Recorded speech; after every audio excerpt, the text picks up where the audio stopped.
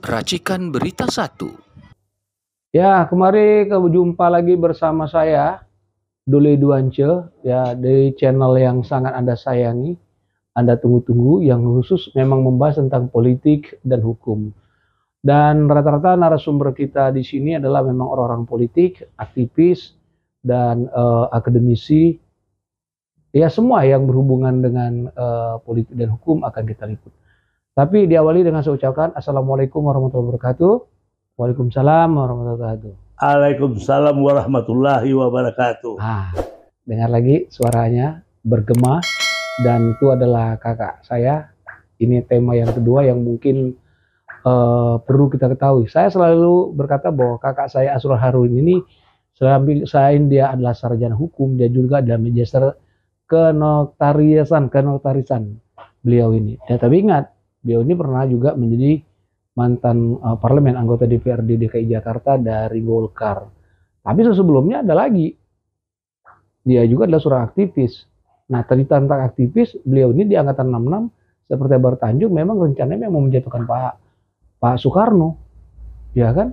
Nah, jadi kalau bicara tentang aktivis, pergerakan aktivis, apapun, kakak saya ini sudah hatam. Usianya sekarang aja 2 tahun lagi 80 deh. Oktober ini 80. Tapi masih enjoy, masih aktif, masih itu. Cuma kalau masa bicara daya ingat, ya karena usia kakak seperti itu. Makanya kalau nanya ke kakak saya, harus tanya, apa yang sampaikan, kita sendiri harus ingat, baru kita tanya. Nah, untuk channel saya, Racikan Wan Kawan TV One channel, Racikan Berita 1 dan Racikan Berita, saya minta kepada pemirsa untuk jangan jauh-jauh dari channel kami. Tolong di subscribe, komen, like, share, dan tekan tombol lonceng. Karena apabila Anda melakukan itu, berarti Anda selalu mendapatkan informasi-informasi terupdate dari kami. Dan perlu kami sampaikan juga bahwa informasi yang kami sampaikan ini bukan informasi yang tidak berimbang atau cover both side.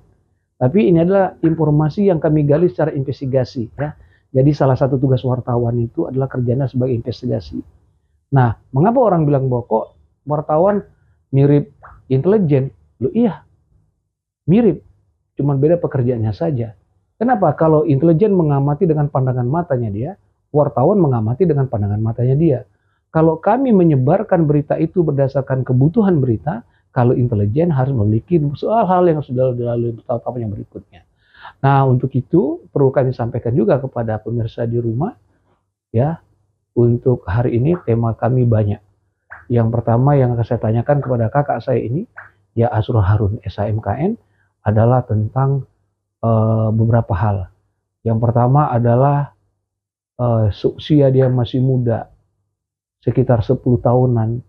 Dia sendiri sudah melihat bagaimana kejamnya namanya PKI, ya, kejamnya Belanda kepada tempat tinggalnya dia, ya, hingga kakak saya itu sendiri berpindah dari tanah Ranah Minang ke daerah Sumatera Utara, Medan, dan malah sekarang bahasanya lebih banyak logatnya ke gaya-gaya Medan, tegasnya apanya, tidak ada bahasa-bahasa mendayu-dayu seperti berbahasa basi seperti orang Padang pada umumnya.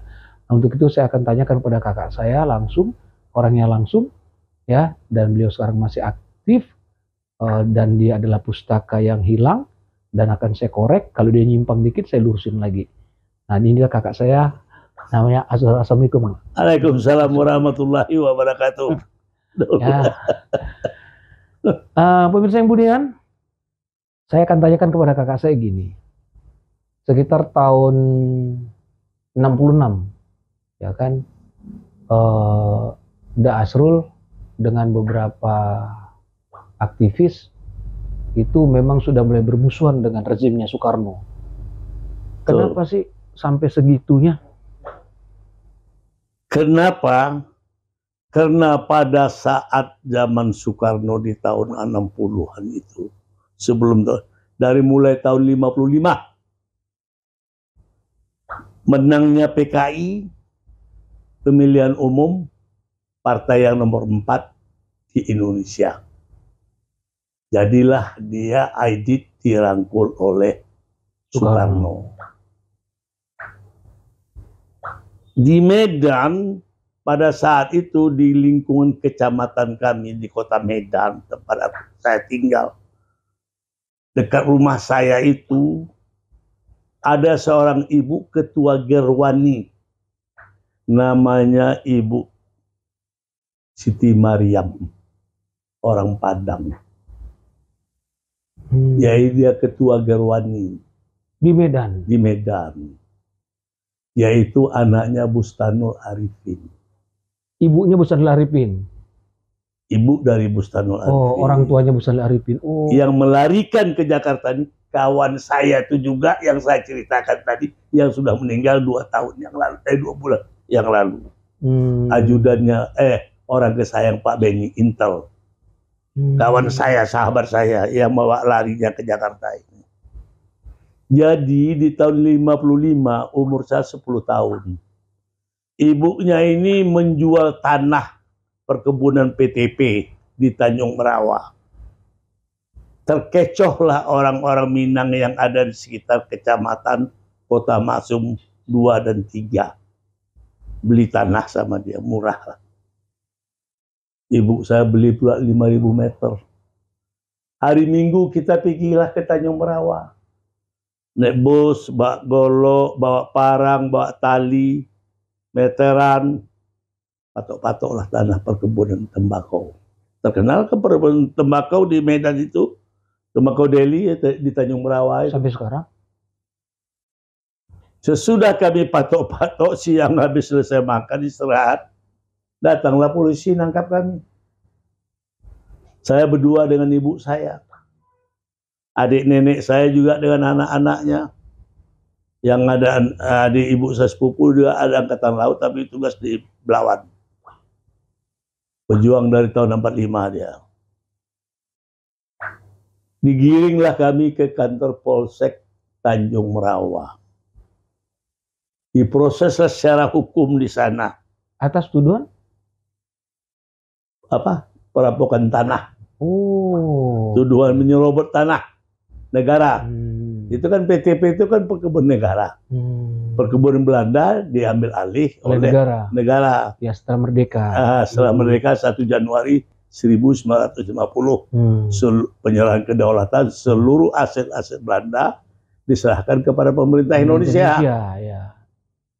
Lantas jadilah nama dia PTP, Perkebunan Tembakau. Lantas ibu saya tertahan di situ. Saya karena kecil bisa bebas keluar.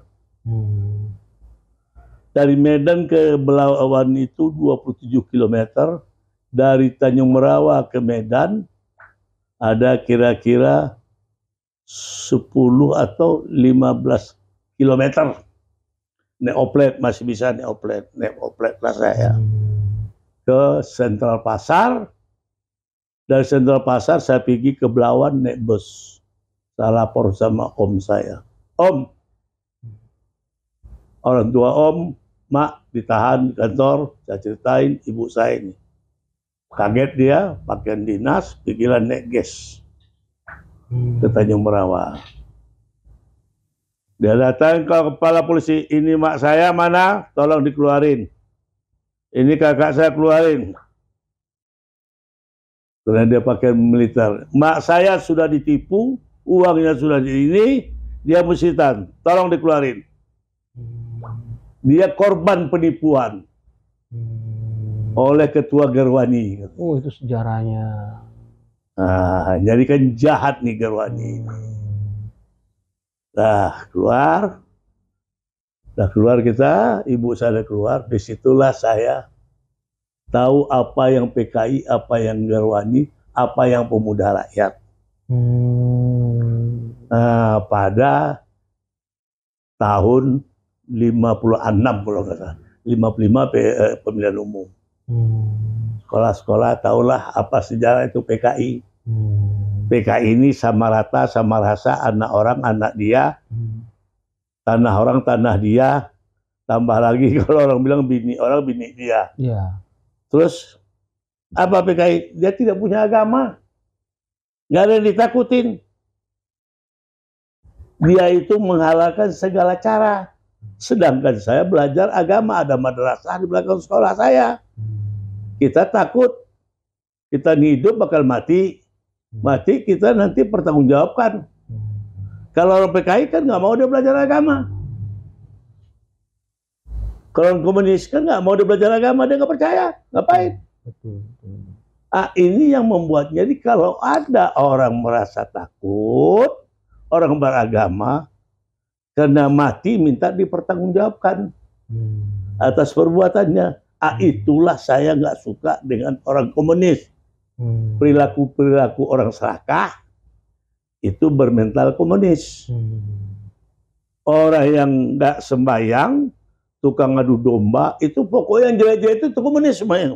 Kalau menurut Dasrul, Soekarno itu terlibat PKI? Kalau saya, Soekarno itu dia bermain jadi safety player. Dia itu watak divide et impera.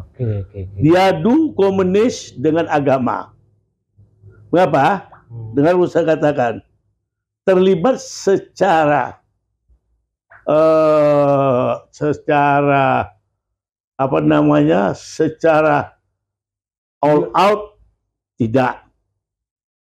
Cuman dia menyuruh secara tidak langsung. Pengamatan saya. Apa sebabnya? Soekarno ini takut sama orang Islam. Banyak orang tidak tahu kan. Mengapa? Walaupun tidak. Dia dulu sama-sama sama Kahar Muzakar di Surabaya, di Cokro Aminoto, sama Kartosuwiryo. Kan itu yang berontak sama Soekarno. Hanya pecah kongsi. Pecah kongsi DI, nama Darul Islam. Kahar Muzakar juga. Sama yang di Aceh, si Don Brue. Jadi Soekarno ini takut. Padahal dia orang Islam. Padahal dia, Soekarno ini Islam KTP. Oh. Okay. Kalau menurut aku, Islam KTP beda-beda tipis sama Jokowi. Kenapa dia takut dengan Islam? Apa karena DI di Jawa Barat ini Kartosuwiryo kan melawan Soekarno. Bukan, maksudnya kenapa dia sampai takut dengan Islam? Ya karena ideologi Islam ini bertentangan dengan komunis. Oh iya. Jadi untuk Islam jangan berkuasa, diadu sama komunis. Jadi dia politik adu domba. Diadu. Dia kan nasionalis. Betul.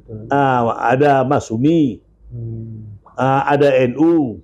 Makanya bisa menjadikan dia ideologinya yang dibangun dia itu Nasakom. Nah, dengan PD Perjuangan, Megawati sendiri apakah sama dengan cara Soekarno? Buah itu kan nggak jauh dari jatuh dari pohon. Oh. Kan nggak jauh. Siapa Megawati, siapa Soekarno. Nggak jauh lah perilakunya. Saya tahu kali lah bagaimana Soekarno ini.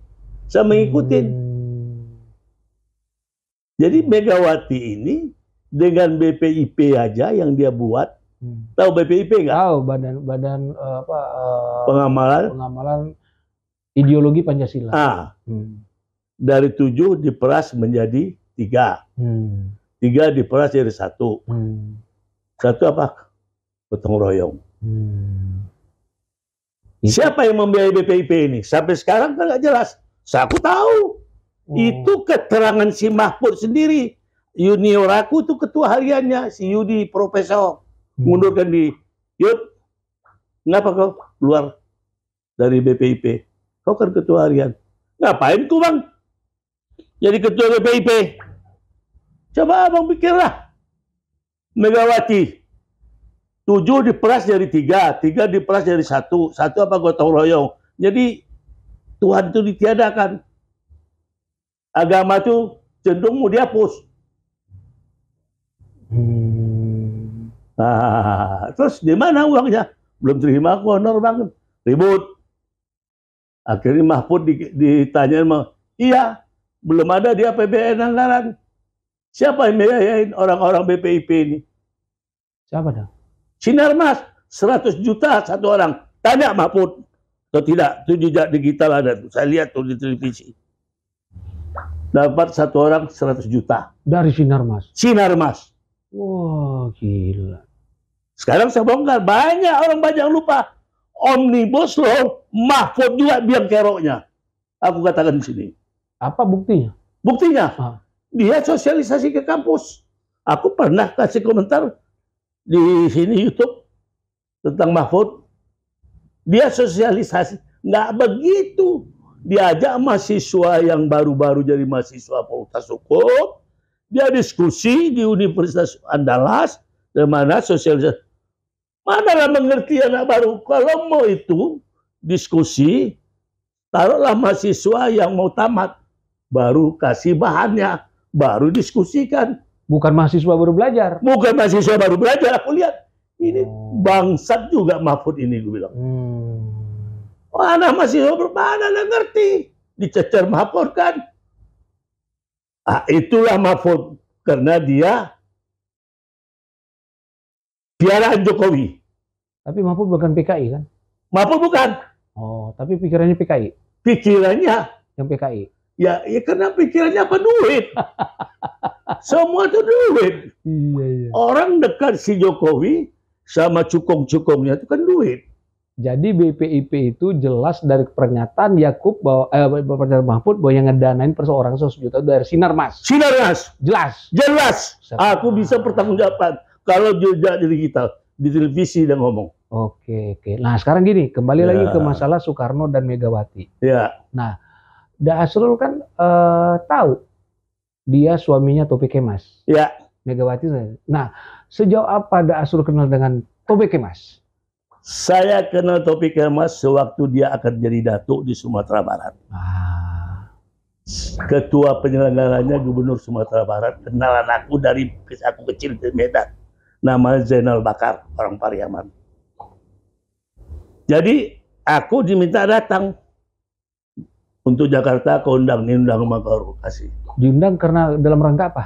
Ya karena Topik Kemas kan kamu di seremonial kan menjadi datuk di Sumatera Barat. Kesukuan? Bukan suku, jadi datuk kepala suku adat.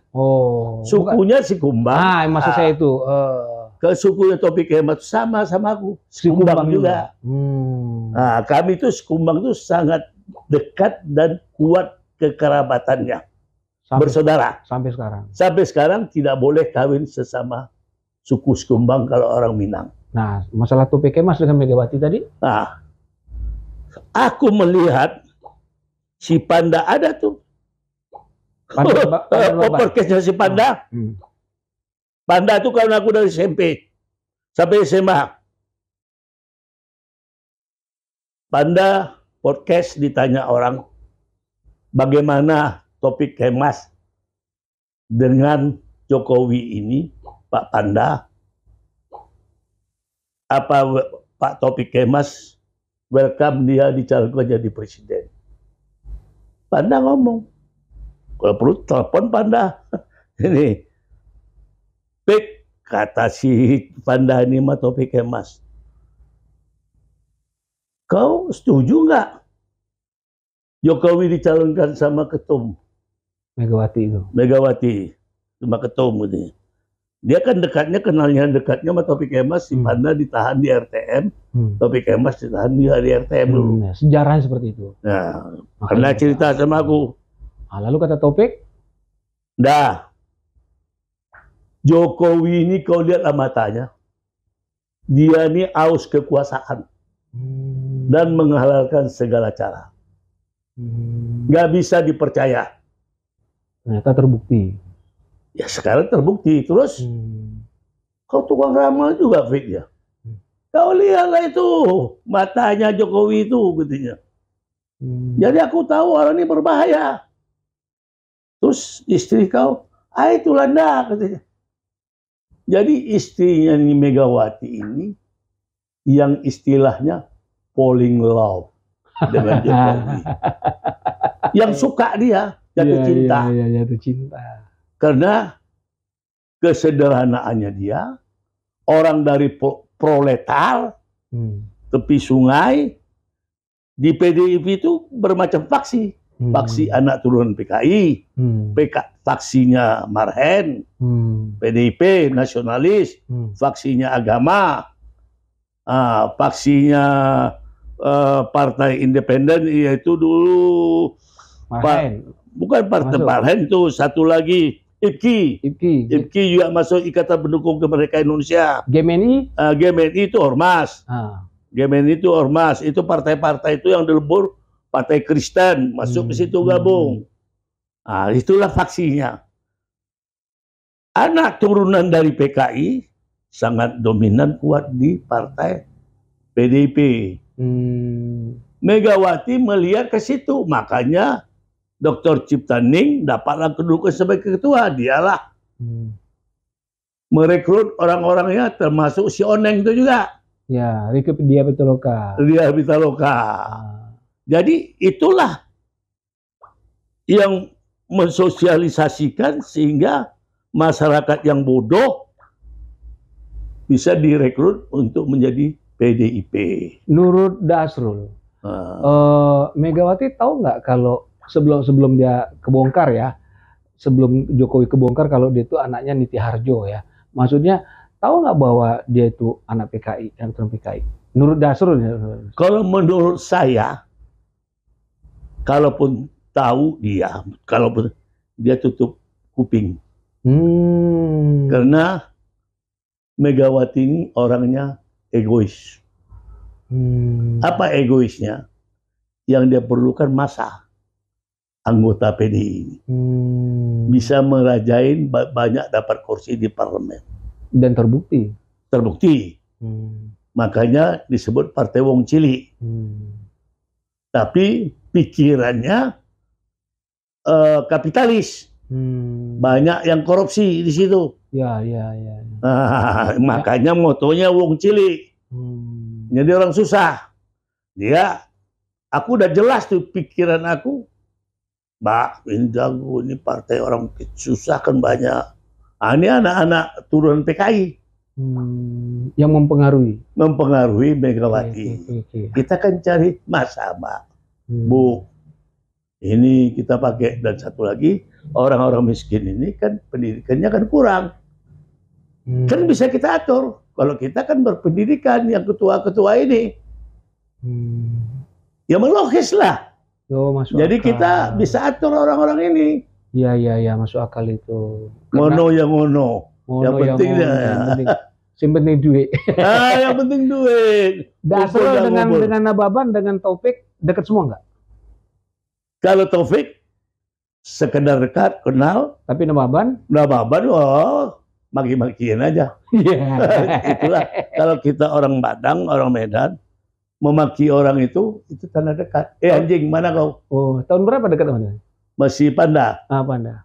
Aku kenal Panda tahun 60. Udah lama ya. SMP. Dia SMP Nasrani, aku SMP Negeri 2. Dia SMA Nasrani di Medan. Aku SMA 5. Panjang sejarahnya Panda Nababan sama aku. Maki-makian aja itu. Panjang ada sejarahnya. Dia menghormatin aku menghormatin dia. Nah, sekarang gini dah. Saya tanya, kenapa sampai Dasrul kok mau ke Belanda? Padahal waktu itu Dasrul kan masih rame-rame dalam pergerakan. Wah, pertanyaan kau ini bagus sekali. Aku ini kan hidup single parent. Ibuku aja, bapak aku umur 2 tahun udah cerai ibu aku sama bapak. Itu meninggal lagi bapak aku. Meninggal apa cerai? Cerai dulu. Baru meninggal? Baru meninggal. Okay. Jadi yang biayain aku sekolah ini sampai kelas 2 SMA itu adalah ibu. Anak 3 orang. Tahun 49, aksi polisional 1 dan kedua, 48 dan 49, ibu aku takut kali sama Nika. Namanya Nika. Belanda masuk itu. Kami ditembakin. Rumah nenekku dibakar. Rumah aku adik ibu aku satu mati pejuang. Lantas kami lari ke hutan ditembakin sama bomber itu. Tapi Tuhan memberi kami umur panjang. Itu kejadian di Padang. Di kampung Pariaman. Ya maksudnya di Padang, di Sumatera Barat. Di Pariaman. Nanti ke sejarahnya lagi. Karena adik ibu aku meninggal ditakutin orang dia. Pejuang. Yang satu angkatan laut tadi itu, yang kebelawan tadi itu, Untung hidup panjang dia, jadi dia pindah terakhir di rumah kepala juga dia. Jadi disitulah pulang kami habis rumah. Ibu aku diobrak-abrik sama Belanda, tentara nikah. Ibu aku berdagang, hidupin kami bertiga, mau dibunuh sama Belanda. Kalau itu dulu namanya di Kansas, dipotong lehernya. Takutlah ibu aku, akhirnya berdagang pergi ke Pariaman dari kampung. Aku pun sedih lah. Untung ibu aku panjang akalnya, dia pandai menjahit segala macam, terima jahitan. Ibu aku pandai bikin kecap, pandai bikin sabun. Dia berdagang lah tuh kecap sama sabunnya dia jual itu. Pulang dari Pariaman, kain dia bawanya lagi. Untuk menghidupi 3 orang anaknya. Dan paling takut sama tentara Belanda. Karena aku suka baca sejarah pendiri-pendiri Republik ini, semuanya berpendidikan Belanda. Pulang kemari berjuang. Seperti Bung Hatta. Iya, Santarir. Jadi dari situlah aku mencontoh. Kepingin aku tamat SMA mau pergi ke Belanda sekolah. Oh, itu sejarahnya. Ya. Jadi kecil-kecil aja aku sudah ditipu oleh pejuang kemerdekaan. Jadi kan ditipu aku, ibu aku ditipu. Pejuang kemerdekaan dikasih makan, aku ngasih makan. Pakaiannya jemurin, sepatunya aku bantu juga bersihin. Pejuang kemerdekaan. Dengan harapan apa? Kalau Belanda sudah usir, anak ibu ini sekolah dibiayain sama negara. Sampai namaku pun dirubah sama dia. Dikasih namaku nama Jakardin, aku ingat. Jakardin. Si Jaka. Ingat aku. Ganti nama Asrul. Jadi berarti udah merdeka, aku nggak lagi, ibu aku juga sekolahnya biayain aku sekolah. Ya kan? Sehingga rumah nenekku pun dibakar, rumah nenek ibu aku. Habis satu keluarga kami punya. Logistik segala macam. Karena membantu pejuang kemerdekaan. Mempertahankan kemerdekaan. Pada itu mempertahankan. Mereka udah 45. Belanda mau menjajah lagi. Nikah. 48, 49. Itulah. Jadi aku sangat dendam, sakit lihat Belanda. Ibu aku takut. Makanya udah ke Belanda. Mau ingin sekolah ke Belanda. Tercapai. Tercapai dengan syarat aku, someday, next time, I will be there. Oh, balik lagi. Cita-citaku. Iya. Jadi cari duit lah aku di Anam-Anam. Sebagai intel juga cari duit. Kuliah aku di UI. Guru besar aku 2 orang yang nggak bisa aku lupakan. Satu Profesor Valarin Kirchhoff. Guru besar antropologi waktu itu dia S2. Yang satu lagi Profesor Ronin Ibaskara. Dulu dia S1. Doktorandus titelnya. Tamat di UI waktu itu? Nggak. Karena demo-demo ikut segala macam. Ya, tamat berdagang juga cari makan, biaya ibu aku harus kucarikan juga. Iya. Yang saudaraku kerja kapal. Aku lah yang laki-laki tinggal di Jakarta cari duit.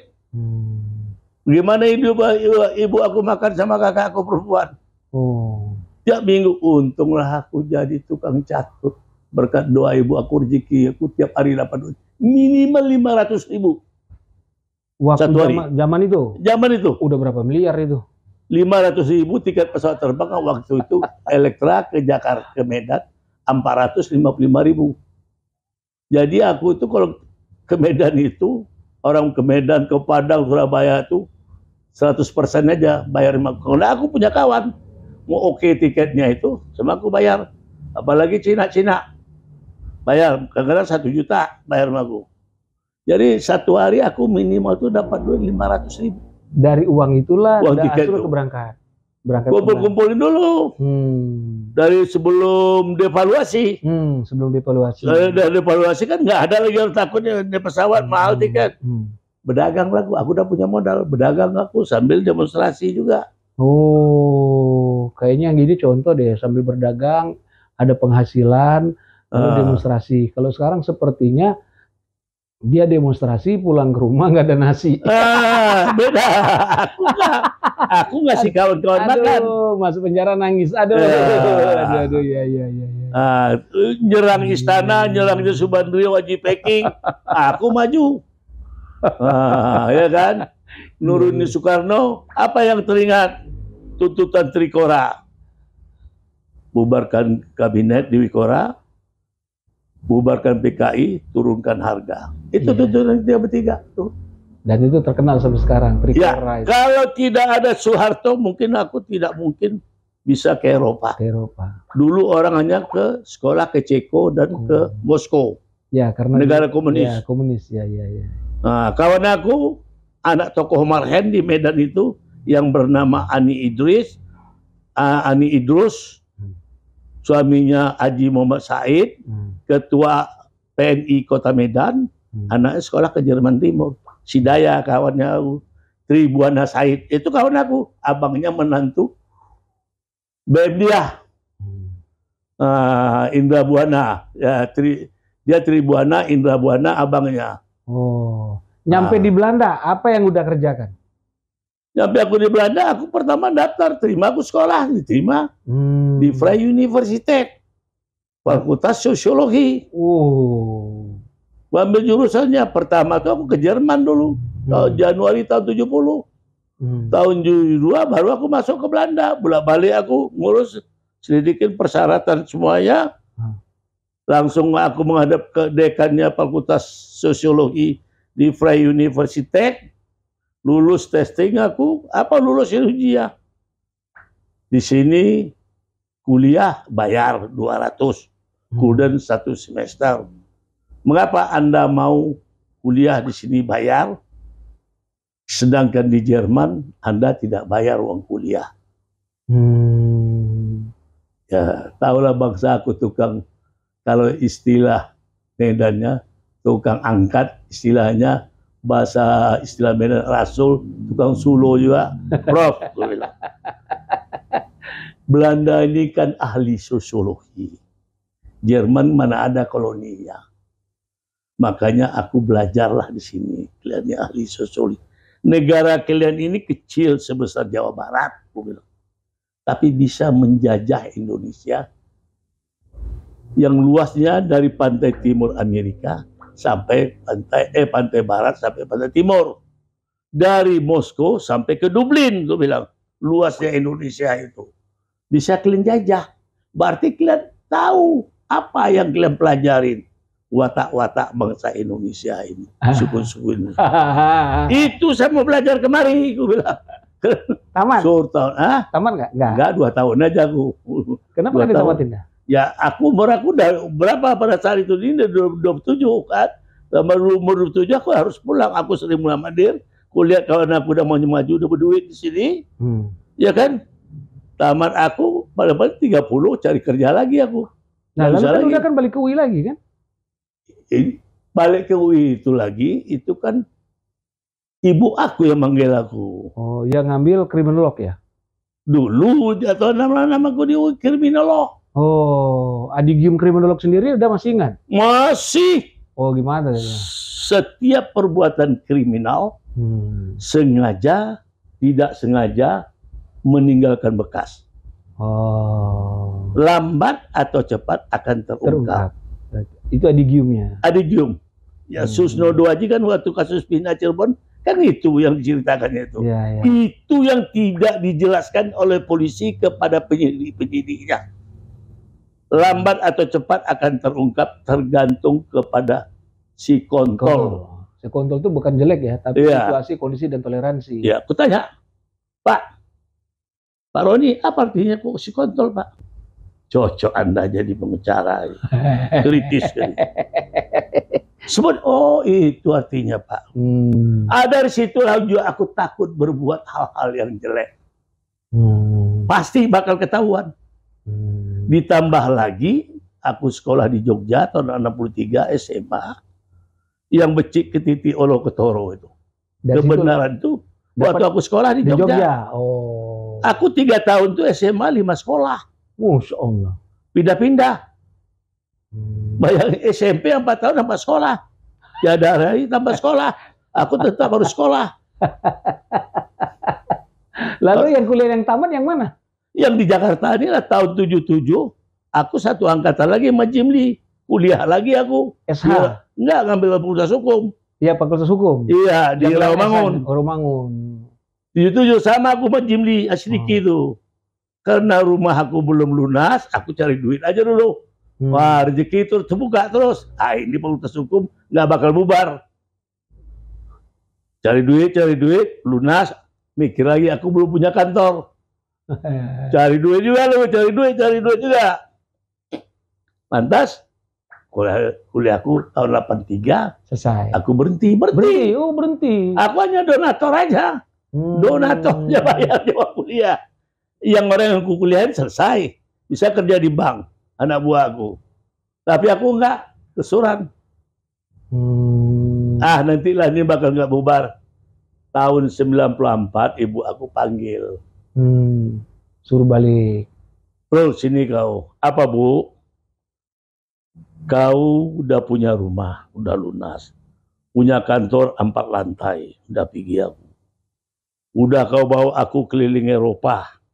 Udah kau kemekahkan aku. Di Eropa, di Belanda rumah kau 2. Udah kau bawa aku ke London, Jerman, Prancis, Belgia.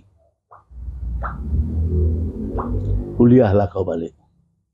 Anakku 3, kakak kau udah meninggal, nggak mungkin dia kuliah. Abang kau nggak mungkin dia kuliah.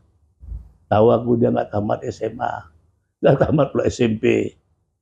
Ya kan, abang aku. Kau dulu sudah di UI, kuliahlah kau. Di Fakultas Hukum. Oh gitu. Tahun 94. Mikir aku, iya juga. Aku sudah wakil bendahara di Golkar di DKI. Mau duduk di parlemen. Bagaimana kalau aku duduk di parlemen DKI, kalau aku nggak ngerti hukum? Kuliahlah udah situ. Kuliahlah aku, kebetulan dekannya junior aku. Profesor Baria Z, orang Jambi.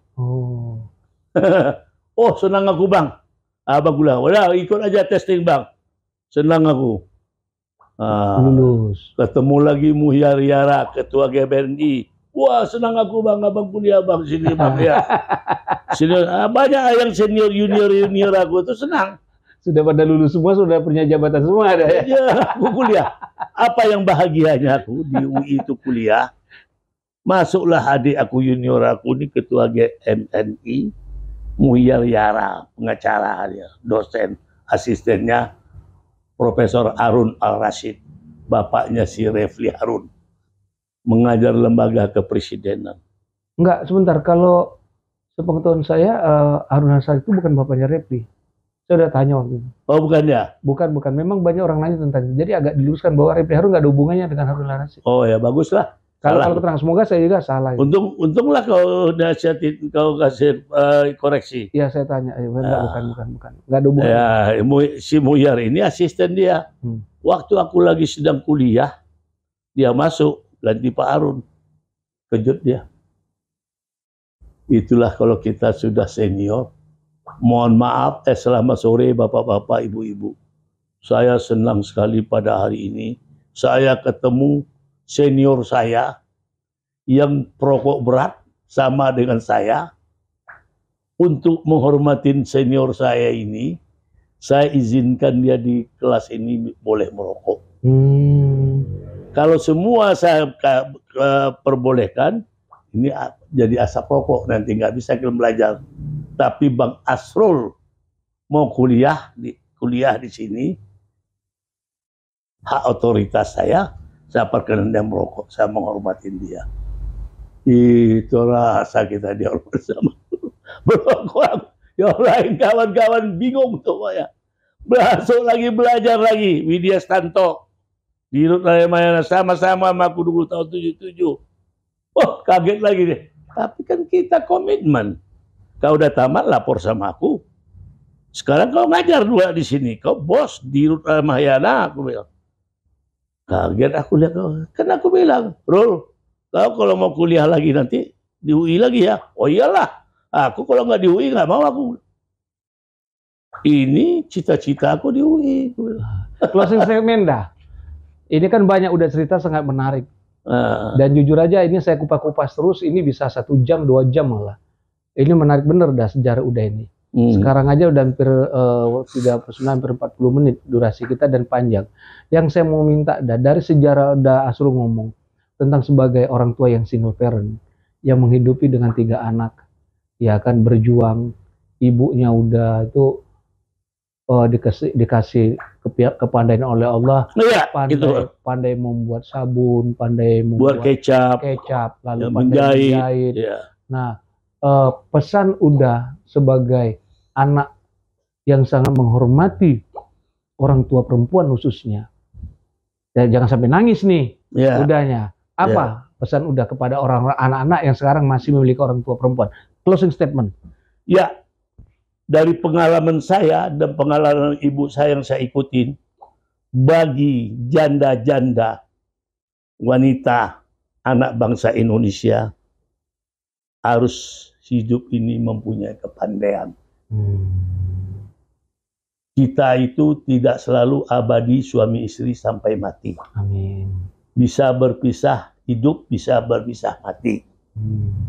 Dalam merasa bertanggung jawab keluarga,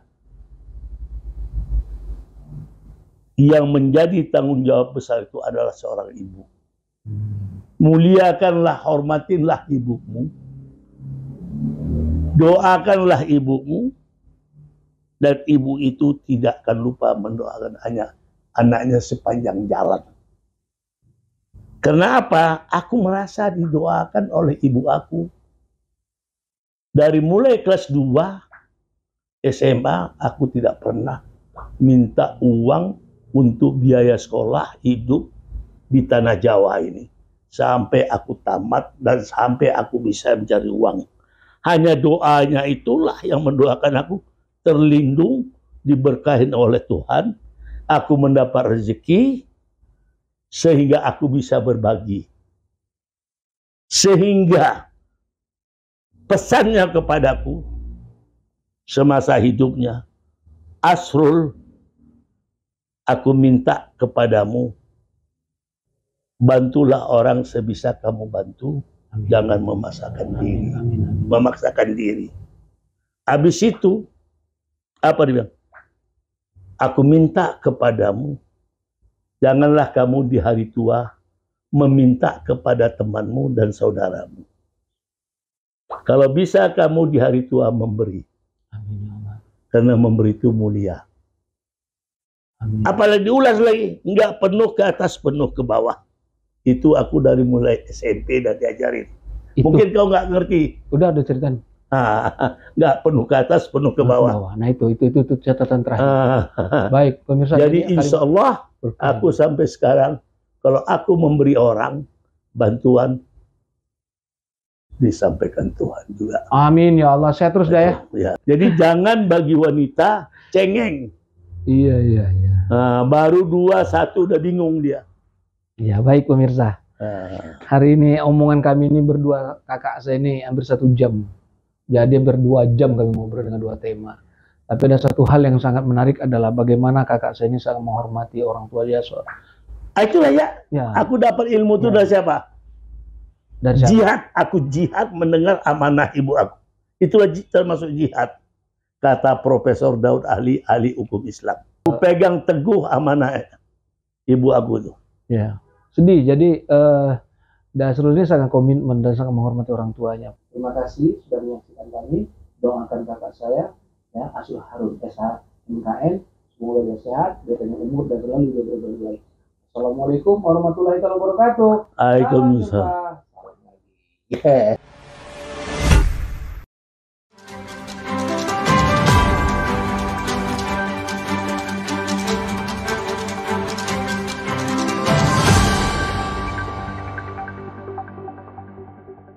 Racikan Berita 1.